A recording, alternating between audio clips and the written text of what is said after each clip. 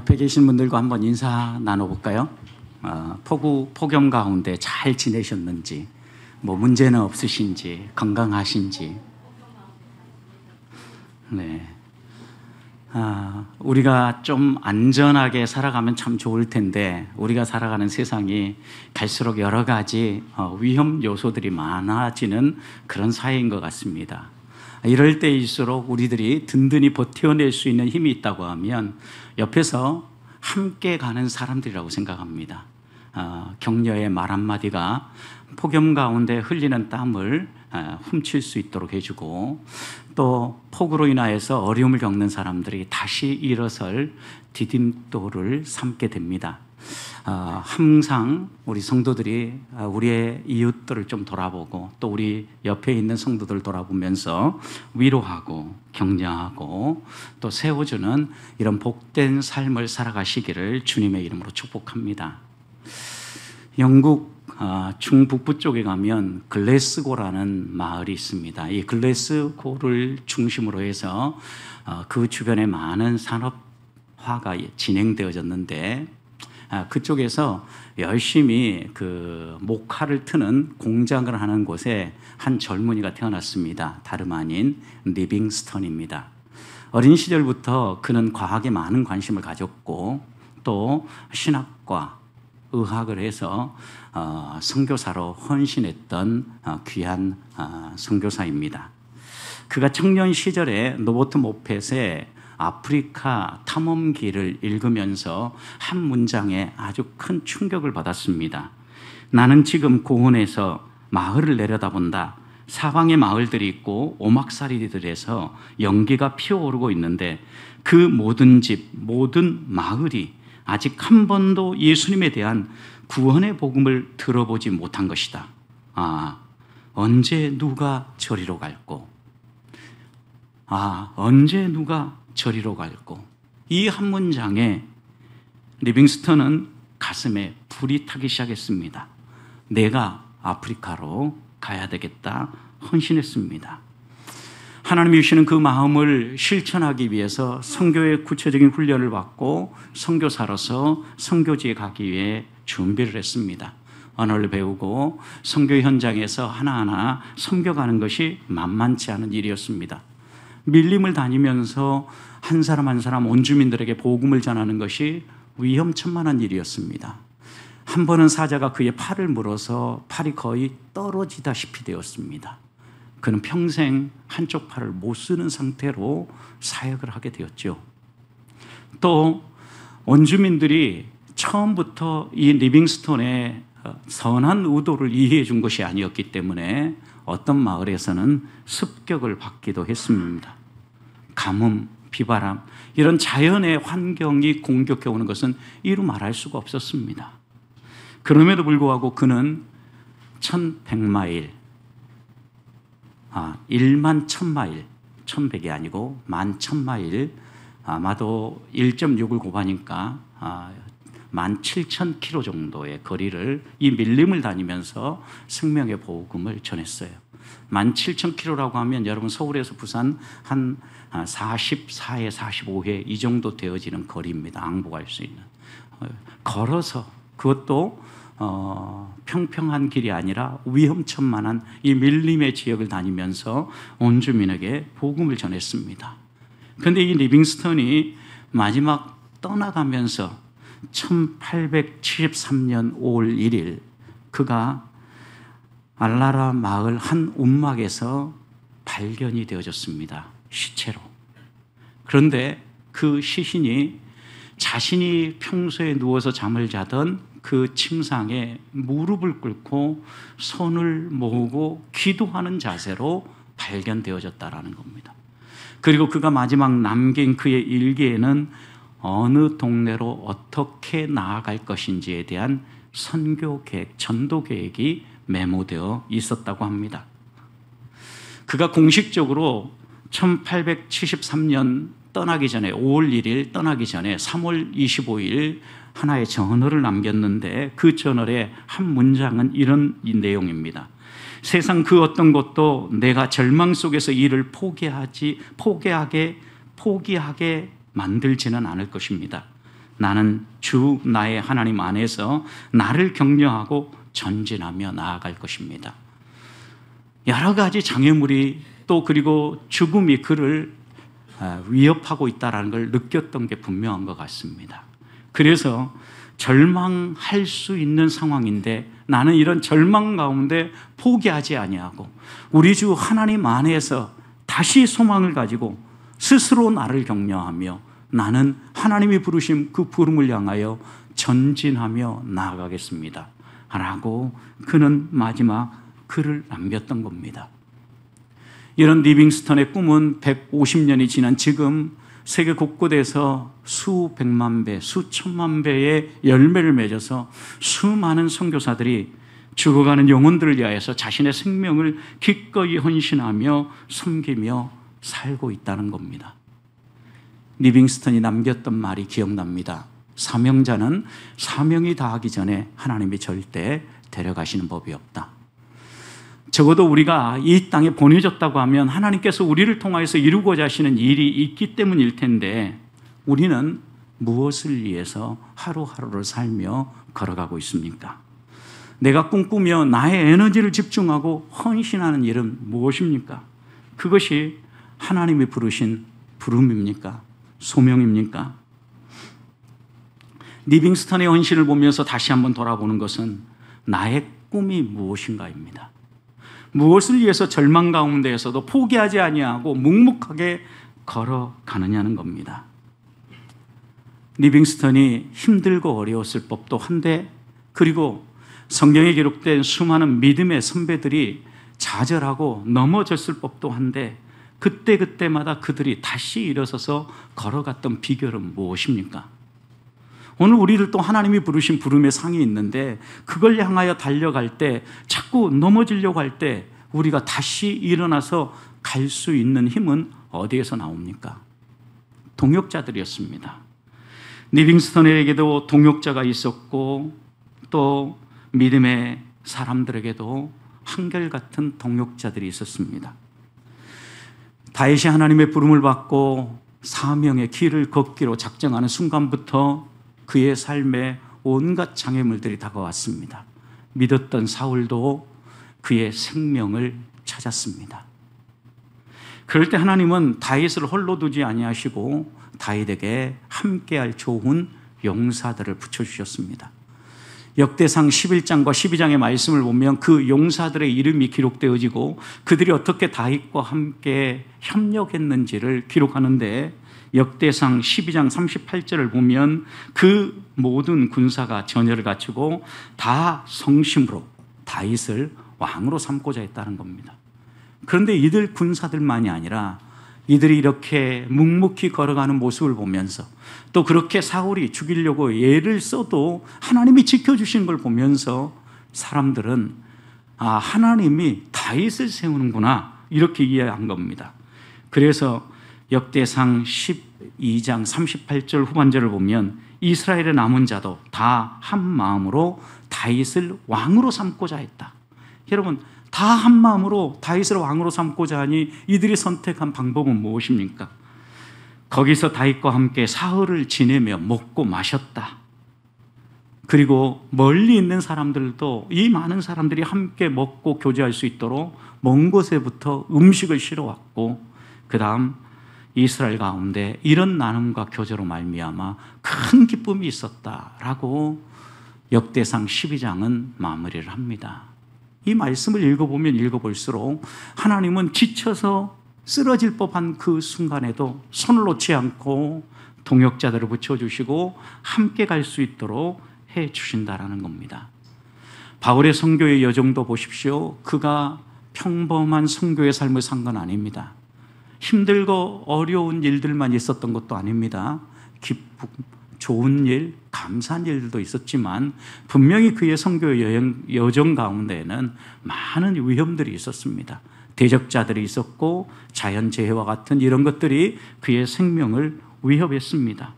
그럼에도 불구하고 바울이 끝까지 하나님이 부르신 부름의 길을 마무리하고 영광을 돌릴 수 있었던 비결은 무엇입니까?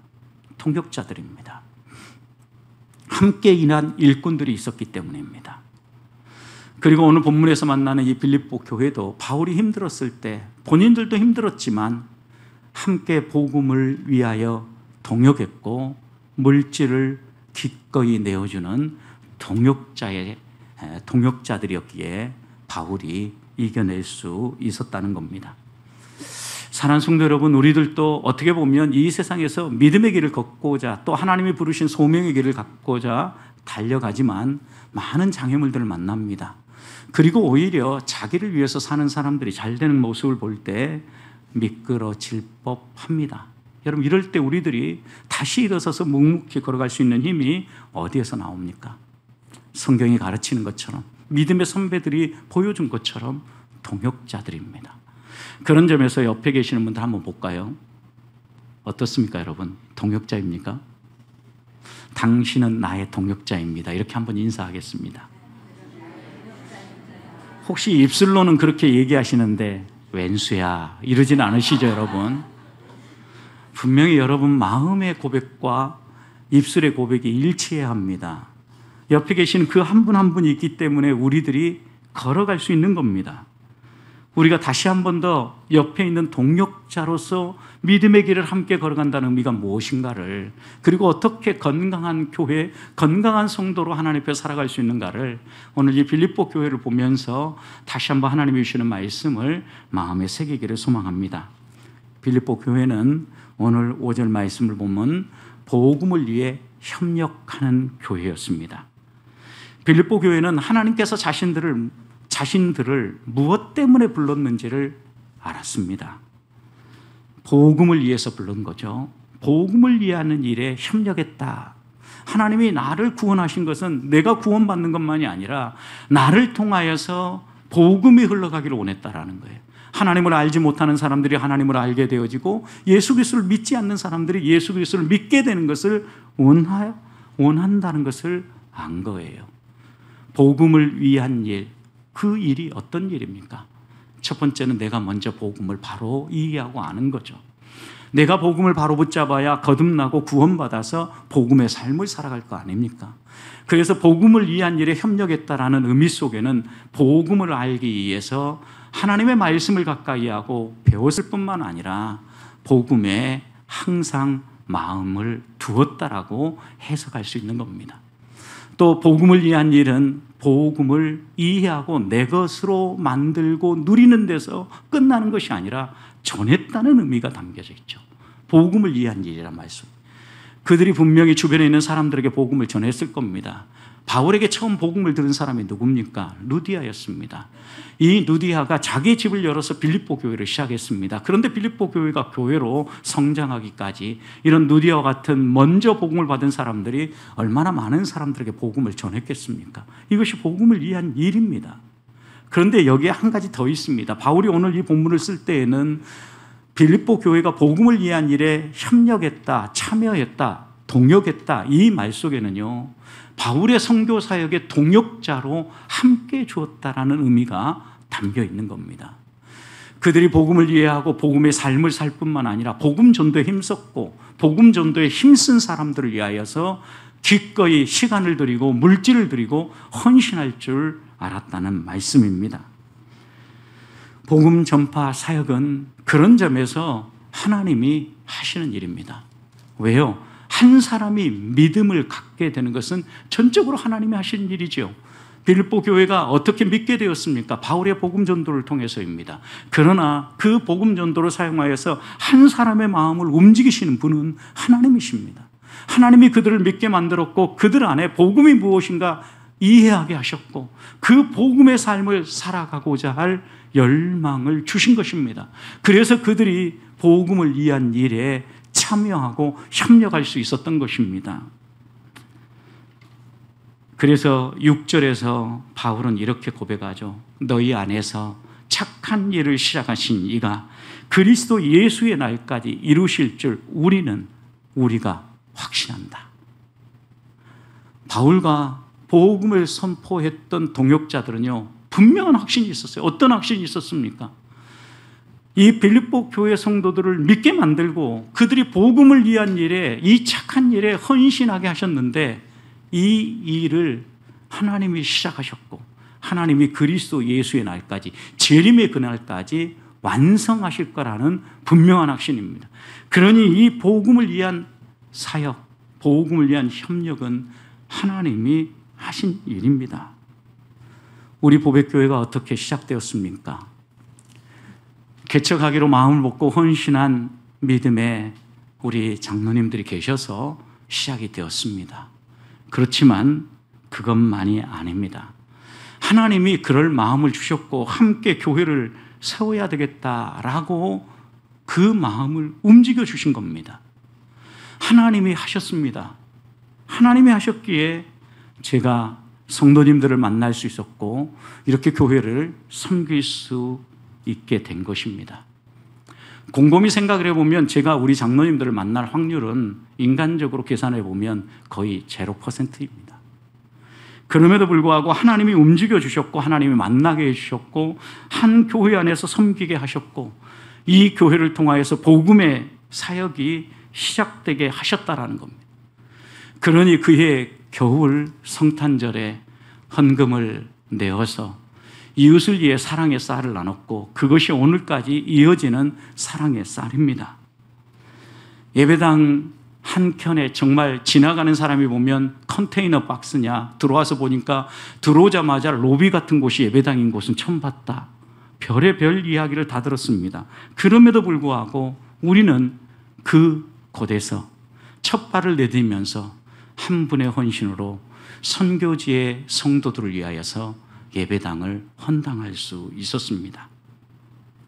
몇 명이 안 되는 성도였지만 마곡 아파트가 입주할 때 그 아픈 무릎을 붙잡고 먼지 펄펄 날리는 그 계단을 오르내리면서 3,000세대에 가가호호 전도했던 일들도 눈에 선합니다.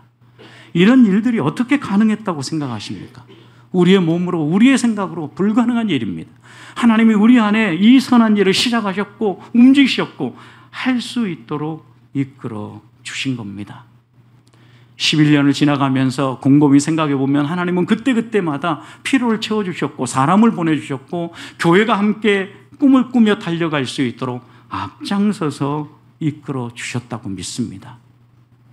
우리에게 이 믿음이 흔들리지 않고 하나님이 분명히 우리와 함께 하신다고 하면 성도 여러분, 우리들도 이제는 그 확신을 가지고 바울이 고백한 것처럼 복음을 위한 일에 참여하고 협력하는 삶을 살기를 소망합니다.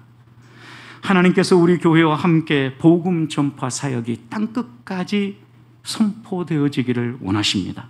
주님 오시는 그날까지 우리가 해야 될 일이 있다고 하면 복음을 나누는 일입니다. 생명의 복음을 전하고 복음을 전하는 사람들과 협력하고 선교사들이 마음껏 복음을 전할 수 있도록 협력하는 복음을 위한 삶 살아가는 주의 자녀들이 되시기를 주님의 이름으로 축복합니다. 두 번째, 빌립보 교회는 포기하지 않는 교회였습니다. 하나님의 부르심이 무엇이고 본질이 무엇인지 알았다고 하면 그 본질을 붙잡고 끝까지 달려가는 교회였다는 겁니다. 5절 말씀을 보십시오. 적어도 이 성경이 쓰여질 때까지는요, 너희가 첫날부터 이제까지 그랬어요. 첫날은 어떤 날입니까? 복음을 듣고 예수 그리스도를 믿기로 작정한 그 날이죠. 거듭난 날입니다. 믿음의 발걸음을 내디디는 첫 발걸음부터 지금까지 생명이 붙어있는 이 기간 동안 그들은 하나님이 그들에게 주시는 사명, 교회의 존재가치, 성도의 삶의 본질 잊지 않고 지금까지 달려오고 있다는 말씀입니다. 톰 레이너 목사님이 죽어가는 교회들을 분석한 내용 가운데 하나는요, 죽어가는 교회의 공통점 가운데 하나는 교회가 건강하게 잘 가다가 어느 순간에 자신들도 모르는 사이에 교회의 존재 목적을 잃어버린다는 겁니다. 그러면 그 교회는 걷잡을 수 없이 방향이 흔들리고 결국은 그 교회는 문을 닫게 된다는 것입니다. 문을 닫게 되는 과정은 한결같이 이렇게 진행된다고 합니다. 교인들의 삶의 방식이 복음 중심, 타인 중심이었는데 어느 순간부터 자기 중심으로 바뀌기 시작합니다. 교회 내부보다는 외부 사역에 초점을 두고 마음껏 주던 교회가 내적인 것을 채우는데 관심을 갖고 집착하기 시작한다는 겁니다. 날마다 자신을 돌아보며 개혁하는 교회가 교회의 전통을 운운하며 우리가 이렇게 해왔어, 이렇게 하는 거야 라고 주장을 하며 자기 고집을 내세우는 인간 중심으로 변화된다는 겁니다. 이처럼 교회가 존재의 목적을 잃어버리면 세속화되게 되어 있고 그 교회는 반드시 죽는다는 것이 한결같은 톰 레이너 목사님의 가르침입니다. 복음 중심이던 교회가 복음 아닌 다른 것으로 중심을 옮겨가면 더 이상 그 교회는 건강하게 설 수 없습니다. 서서히 죽어가는 겁니다. 더 이상 교회로서 존재하기 어려워지는 것입니다. 건강한 교회는 성도들이 무엇을 위해서 내가 오늘을 살고 하나님이 내게 생명을 허락해 주셨는지를 깨닫고 항상 하나님 앞에 묻고 기도하며 하나님이 주시는 말씀을 따라서 그 말씀에 순종하며 살아가는 교회입니다. 아무리 좋은 교회라 할지라도 시간이 흐르면 한 번씩 흔들리게 되어 있습니다. 그때가 중요합니다. 흔들린다 할지라도 변질되어서는 안 됩니다. 변질이 문제입니다. 하나님은 빌립보 교회를 통하여서 첫날부터 이제까지 변질되지 아니하고 흔들린다 할지라도 다시 방향을 잡고 달려가야 될 것이 무엇인가를 가르쳐 주는 겁니다. 적어도 교회는 두 가지를 붙잡아야 합니다. 하나는 주님의 지상 대명령입니다. 그것이 복음을 위한 일입니다. 우리 주님이 이 세상에서 떠나시면서 마태복음 28장 19절과 20절 이렇게 말씀하셨습니다. 너희는 가서 모든 족속으로 제자를 삼아 아버지 아들과 성령의 이름으로 세례를 베풀고 내가 너에게 분부한 모든 것을 가르쳐 지키게 하라. 내가 세상 끝날까지 너희와 항상 함께 하리라 약속하시면서 우리들 붙잡지 않고 꼭 가슴에 새기고 이것 끝까지 해야 된다라고 가르쳐 주시는 지상 대명령, 대위임령은 위대한 교회로 위대한 성도로 살아갈 수 있는 길은 복음 전도 사역에 힘쓰는 것입니다. 내가 먼저 복음을 깨닫고 그 깨달은 복음을 이웃과 나누고 그리고 그 복음 전도 사역을 위해서 애쓰는 사람들과 협력하는 것입니다. 이것을 잊지 말아야 합니다.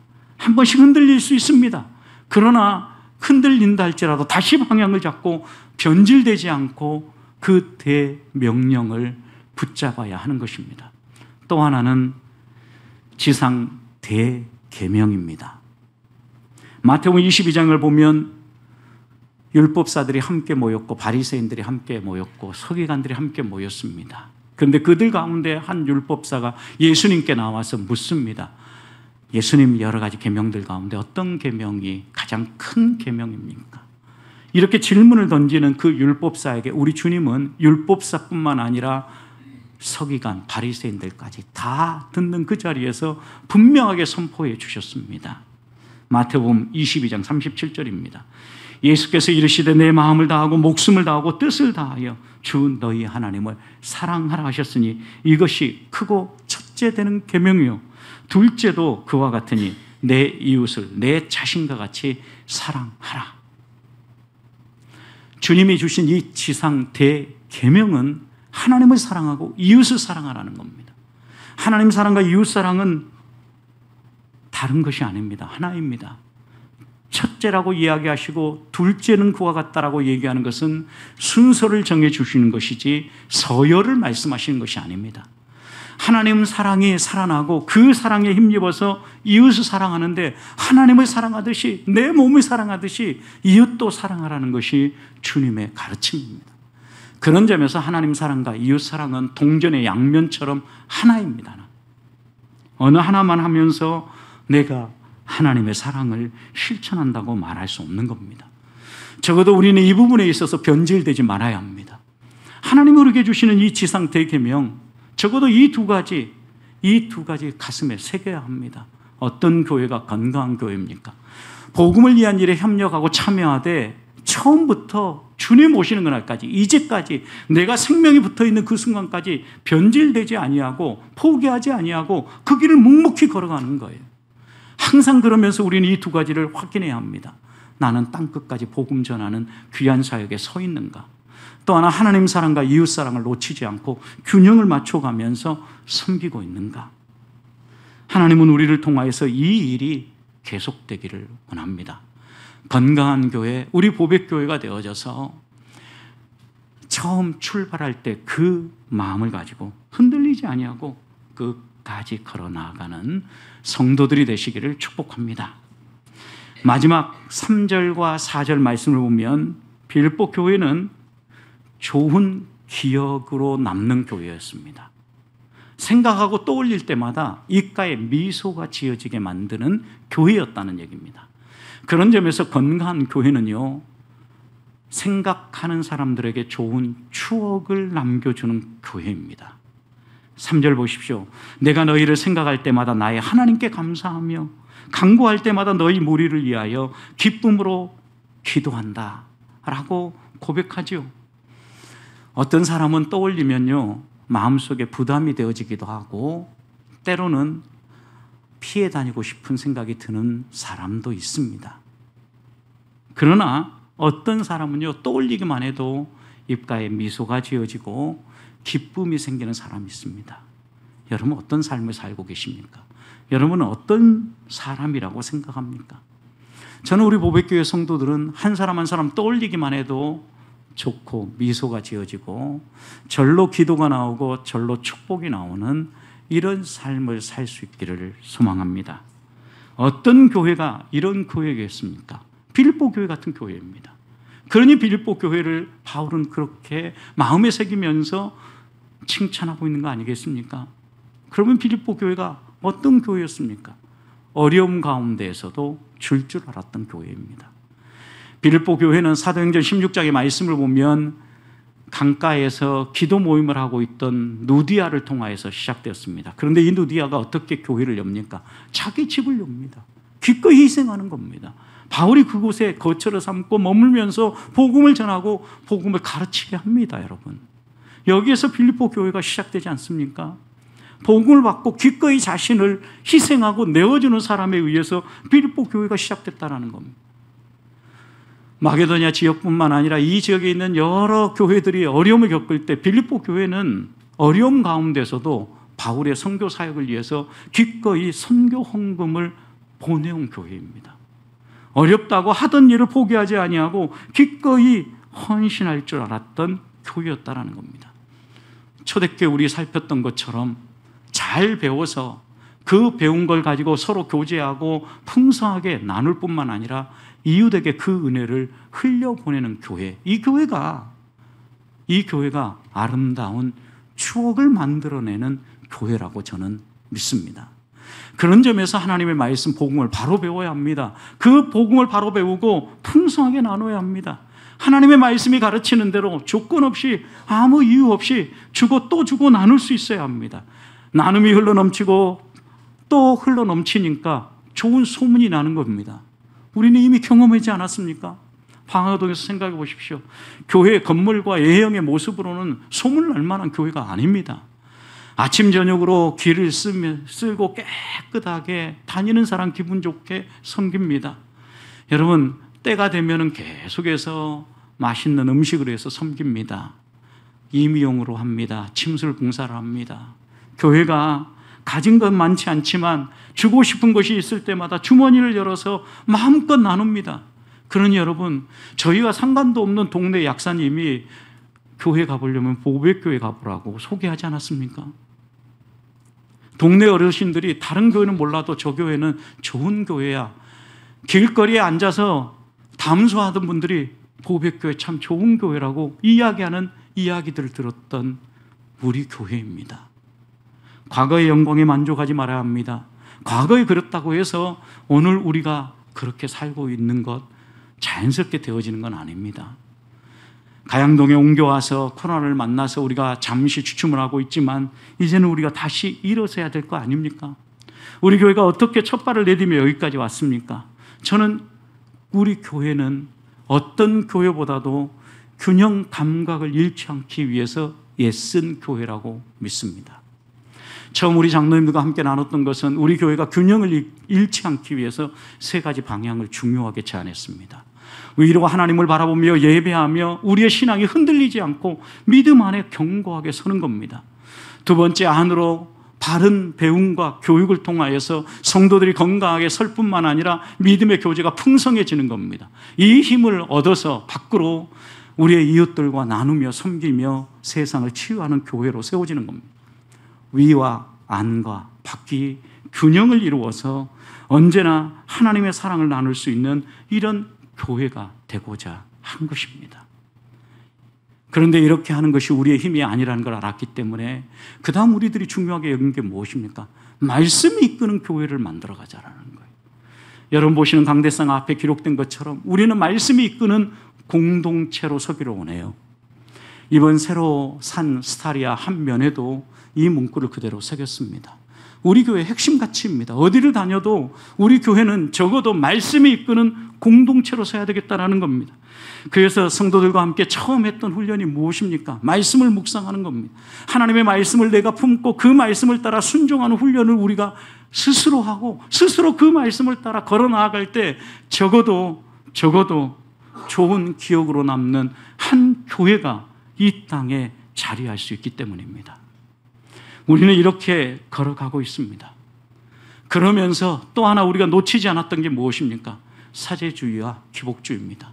사제주의가 무엇입니까? 저와 같은 담임 목사가 절대 권력을 휘두르면서 권위주의적 목회를 하는 것입니다.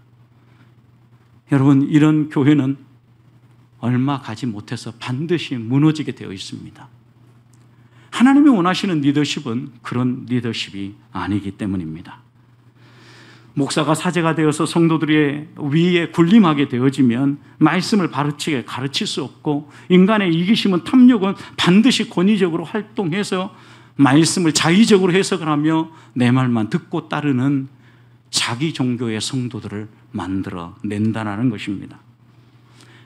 이런 사제주의는 반드시 그 다음 세상의 기복주의와 연결됩니다. 그래야 사람들을 끌고 갈 수 있거든요. 이렇게 하면 복 받는다. 이렇게 하면 삶이 평안해진다. 감언이설로 사람들을 속이며 끌고 가는 겁니다.